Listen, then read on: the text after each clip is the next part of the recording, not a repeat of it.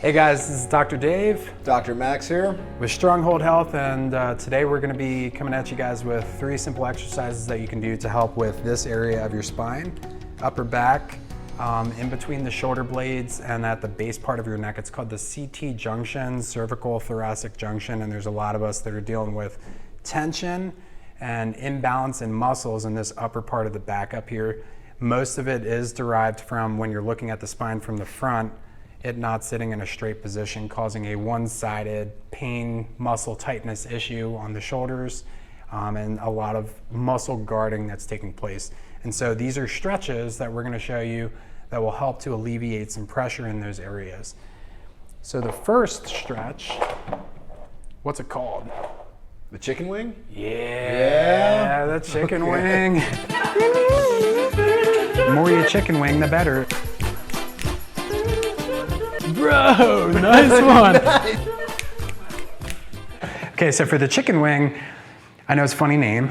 It's gonna work 3 different muscles. The first muscle is when you turn your head to the side, you have this big chunk muscle right here that's responsible for most of your lower neck turn. It's called your sternocleidomastoid. SCM. So your sternocleidomastoid is a very large muscle down here. So we're gonna be stretching that for the first part of it. And then for the second part, the right in front of that, I believe, scalenus muscle. Scalenaticus. Yep. And then on the back part of that, it's a deeper muscle. It's called your levator scapula. And that's responsible for keeping your shoulder blade at a certain height attached to the base part of your head. So usually with upper back issues, when your spine curves to the side, or if you have the T word. Torque. So if the spine twists in the upper back, you'll have predominantly tight muscles on one shoulder side for these 3 muscles in a grouping. And some of it will also involve your trapezius muscle as well.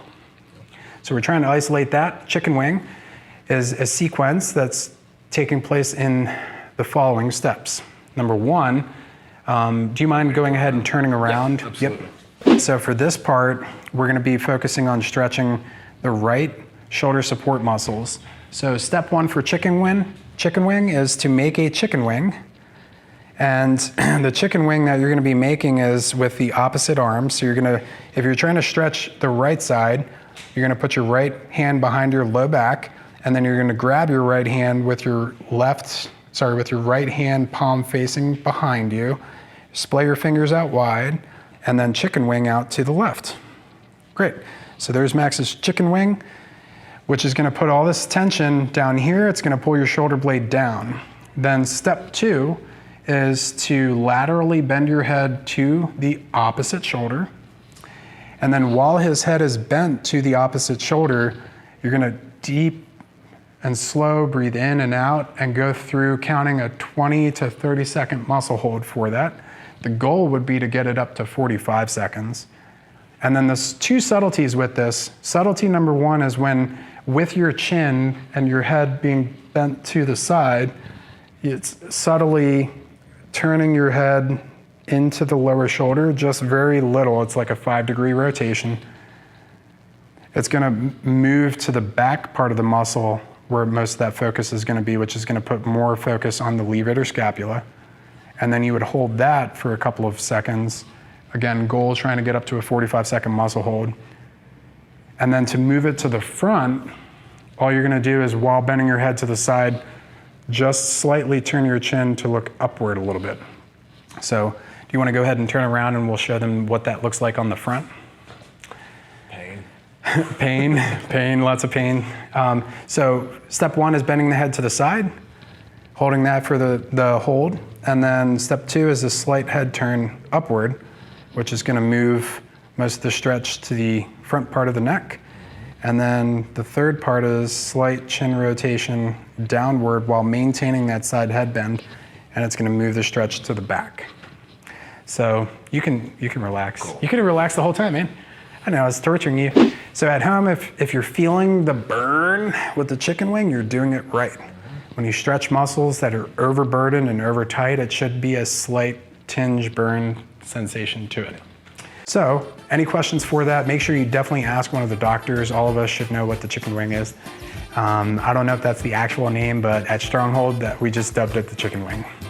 So try the chicken wing stretch and let me know what you think about it. Number 2, the second stretch we were gonna discuss was another catchy name. Let's hear it. Angel wings. Angel wings, okay. Angel wings. Or wall angels. Wall angels. Yeah. So similar to what you might see from an aerial view if you see someone doing like snow angels, but for this stretch, there's no leg movement whatsoever. So to do this stretch is done ideally against a flat wall surface. And what we're trying to achieve with this stretch is opening up the chest girdle, pulling the shoulder blades back, and then working on, go ahead and turn around real quick, working on your rhomboid muscles, your teres minor, your external shoulder rotators, and working on balance between the height of both of your shoulder blades. So we're trying to get symmetry with both of those. And one of the big issues that we usually will have, you can go ahead and turn back around, is in the upper part of the back, again, when it bends to the side or rotates, it creates asymmetry with the shoulder blades. And then over time, the longer it's left that way, we're gonna have an increase in muscle tension on those inner muscles between your shoulder blade and your spine, the rhomboids. So for the wall angel exercise, basically what you would do for this is, if you want to turn to the side so you're facing me this way, okay. Imagine there's a wall behind Dr. Max, and the wall behind him, what he's gonna do is step back towards the wall until his heels are touching the baseboard, until his buttocks is also touching the wall.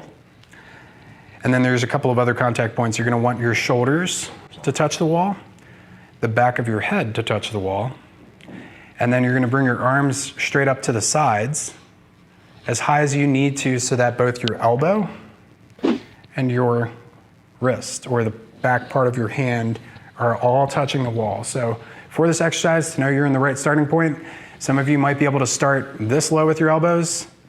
Realistically, most of us will be starting up here to get our elbow and our wrist all touching the wall while maintaining contact with your head and what other parts? Your booty and heels. Yep, so you want it all back touching the wall. Then once you do that, that's your starting point. Then step number 2 is once you got that all in the right position, you're gonna slowly lower your elbows until it gets to a point where it's very difficult, and you'll notice this on one side, to keep that wrist maintaining contact with the wall. And so when you get low enough to the point that you feel that wrist pulling off the wall, you've gone too far.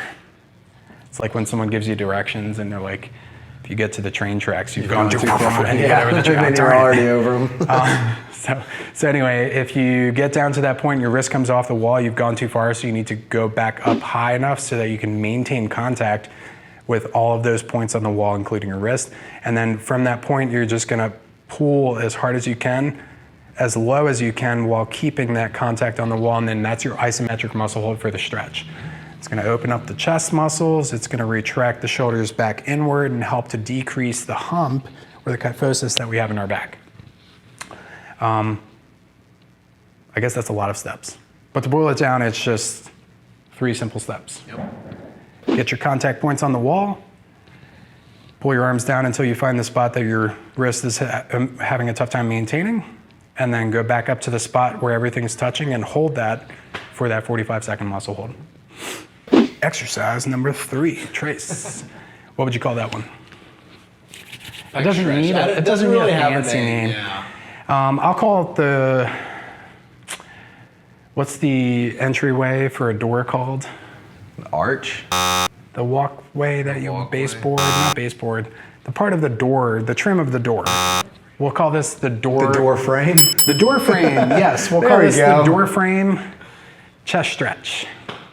I don't know. For this exercise is not necessarily working your back as much as it's gonna be working what? Your pecs. Yeah, so your pecs. So chest muscles, you have 2 big ones. There's pec minor, pec major, which is the large one. And then deeper to that, correct? Yes, sir. Is your pec minor, so it's a smaller diagonal muscle. Typically what we've been seeing is a lot of people today, tech neck, forward rolling of the shoulders, that muscle will get over tight on both sides, but definitely on one of the 2 sides. And usually that's gonna be the side that's opposite of how your high shoulder is. So it's usually the low shoulder side from what I've been seeing. Okay. Anyway, what you want to do for that is that muscle, you're going to want to try and stretch that, but then at the same time, we're also going to be stretching a bundle of nerves that comes out of your neck called your brachial plexus with this exercise. So to do this exercise, you would need to find a door frame. I can't believe I couldn't remember what that was called. And let's say I'm stretching my right side.